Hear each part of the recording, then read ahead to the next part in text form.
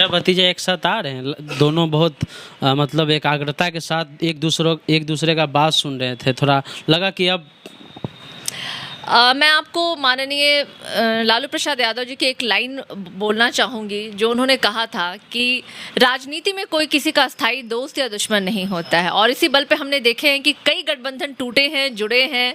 तो लोकतंत्र की ये खूबसूरती भी होती है, और लोग अगर कयास लगा रहे हैं तो लोग ज़रूर है कि बिहार के बेहतर के लिए जातिगत जनगणना को लेकर बिहार के मुख्यमंत्री नीतीश कुमार और नेता प्रतिपक्ष तेजस्वी यादव, उनके साथ बिहार के और पार्टी जो हैं उनके अध्यक्ष या उनके जो नेता हैं वो प्रधानमंत्री से मिलते हैं। लेकिन बात होती है नीतीश कुमार और तेजस्वी यादव की फ़ोटो वायरल हो रही है, उसमें दोनों साथ में दिख रहे हैं। कहा जा रहा है कि चाचा भतीजा जो है अब एक साथ आने जा रहे हैं। हमारे साथ सारिका पासवान हैं, राष्ट्रीय जनता दल की प्रवक्ता हैं। चाचा भतीजा एक साथ। देखिए, जब मुद्दा जो होता है वो प्रदेश से जुड़ा हुआ मुद्दा होता है, जब वो मुद्दा जो देश से जुड़ा हुआ मुद्दा होता है तो उसमें सभी दलें जो होती हैं वो एक साथ खड़ी होती हैं।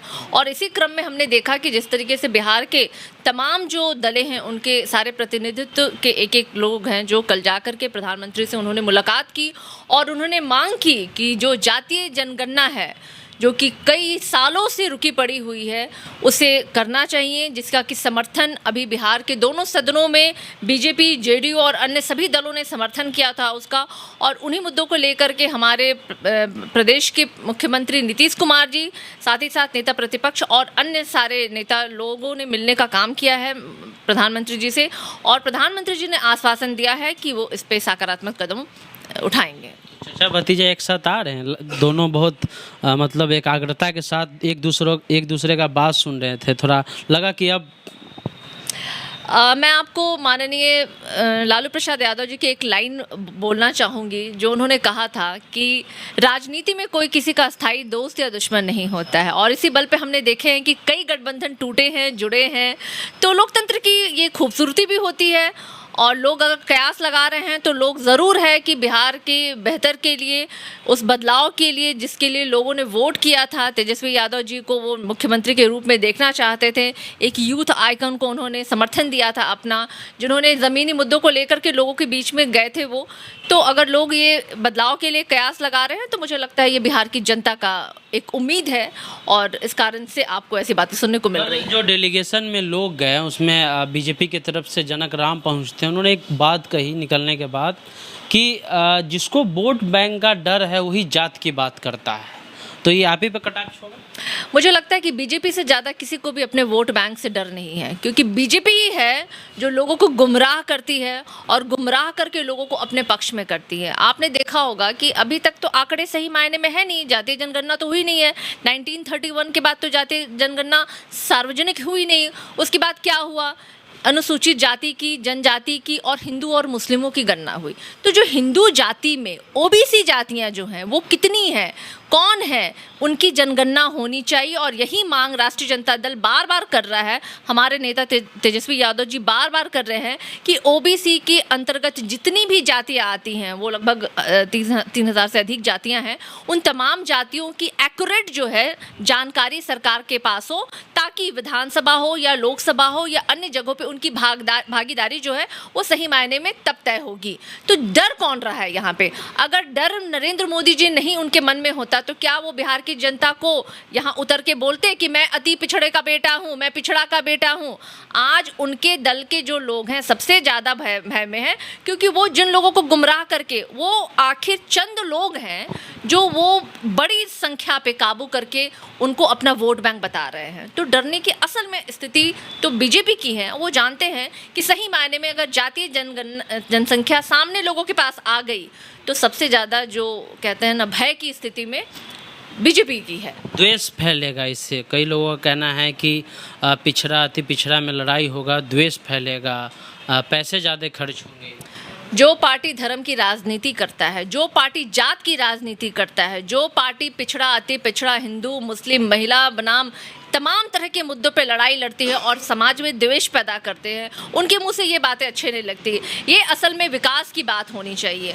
हम सब जानते हैं कि अगर आपको किसी जाति की एक्यूरेट जानकारी नहीं है तो आप उसका उत्थान नहीं कर सकते। आखिर वो समाज में पिछला तबका जो सबसे अंतिम शिखर पे खड़ा है, वो उसकी क्या स्थिति है, क्या उसकी जानकारी सरकार को नहीं होनी चाहिए? उसके लोग कितने शैक्षणिक रूप में आगे जा पाए हैं, सामाजिक रूप में कितने आगे आ पाए हैं, ये तमाम बातों की जानकारी रखना सरकार का कर्तव्य बनता है। क्योंकि सरकार जो कल्याणकारी योजनाएं निकालते हैं, कई बार होता है वो जाति विशेष लोगों के लिए कल्याणकारी योजनाएं निकाल दी जाती है, तो क्या उन तक पहुंच पा रही है या नहीं, या पहुंच भी पा रही है तो कितने लोगों तक पहुंच पा रही है? ये तमाम ऐसे मुद्दे हैं जिसको लेकर के सरकार को इसके ऊपर सोचना चाहिए और ये जनगणना बिल्कुल निश्चित रूप से होनी चाहिए। ठीक है, ये तो हमारा दूसरा सवाल ये है मैडम, रश्मि रथी का एक प्रसंग है। तेज प्रताप ने कहा है कि लिखा दे दो केवल 5 ग्राम, रखो अपनी धरती तमाम। कृष्ण दुर्योधन से संवाद होता है रश्मि रथी में, रामधारी सिंह दिनकर ने लिखा है। तो दुर्योधन कौन है और वो 5 गांव क्या है? 5 सीट मांग रहे हैं, क्या मांग रहे हैं? देखिए, विरोधी और दुश्मन जो है ना, वो दूसरे का घर कमज़ोर करने के लिए इस तरह के कयास लगाते हैं और ये सोच रहे हैं 5 ग्राम का आप क्या कहें। बहुत सुंदर लाइन है, पढ़िए, सुनिए, बहुत कर्णप्रिय है, मैंने भी पढ़ा देखा, बहुत सुंदर लग रहा है। लेकिन असल मामले में हमारे जो विपक्ष, जो सत्ताधारी लोग हैं, ये उनके लिए एक टॉपिक हो सकता है, लेकिन असल मायने में टॉपिक ये होना चाहिए कि बिहार में कई जिले जो हैं वो बाढ़ग्रस्त है, कई किसानों की फसलें जो हैं वो ढह गई हैं, उन्हें उचित मुआवजा देने की बात सरकार को करनी चाहिए। अभी जिस तरीके से कोरोना काल में लोग अभी उससे उबर नहीं पाए हैं, अभी तीसरा वेव आने वाला है, बहुत निकट है, सरकार के अभी भी बद इंतजामी जो है वो दिख रही है, अभी तक भी पूर्णतः वैक्सीनेशन नहीं हो पाया है लोगों का। ऐसे मुद्दे को छोड़ करके आप किसी के घर के मुद्दे को भुनाने की कोशिश कर रहे हैं, तो ये मुझे लगता है कि बड़ा ही हास्यास्पद के साथ साथ ही शर्मसार करने वाली है। बिहार में आपको किसी भी तरीके से आपने सरकार बना ली है, बिहार की जनता त्राहिमाम है, उन्हें आप संभालने की कोशिश कीजिए, उनको आश्वासन दीजिए और उनके साथ खड़े होने की बारी होनी चाहिए उनको, ना कि ऐसे मुद्दे भुनाने की जरूरत है। 5 ग्राम उनको मिलेंगे, दुर्योधन दे पाएंगे, आशीष समाज का ले पाएंगे? यहाँ लेने और देने की बात ही कहाँ उठती है? तो सारी हो रही है ना प्रयास है। मेरी जानकारी में तो मुझे नहीं लग रहा है कि ऐसी कोई मांग की जा रही है।